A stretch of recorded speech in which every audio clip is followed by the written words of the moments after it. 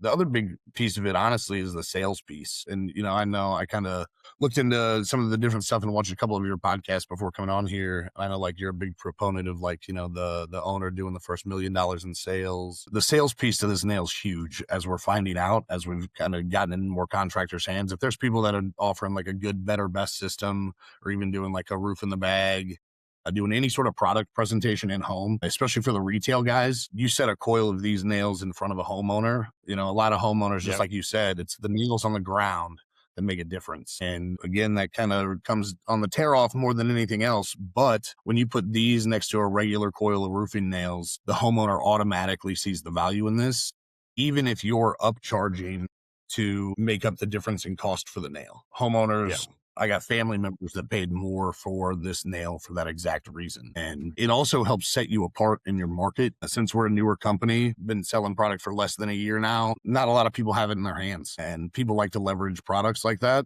And hardly anyone during product presentation, at least to my knowledge, talks about the nails.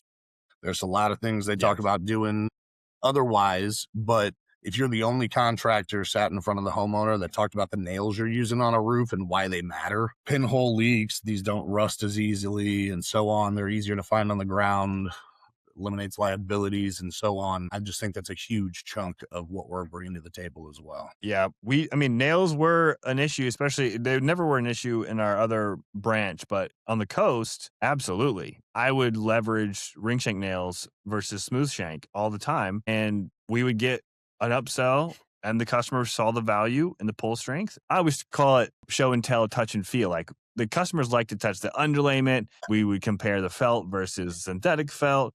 It's a fun time for them to get to actually feel like they're part of it. They're not going to be on the roof, but they're going to see what's going to go up there. And nails are part of it. Nails, there's a huge thing. Like we even got people even a couple years ago asking for hand driving.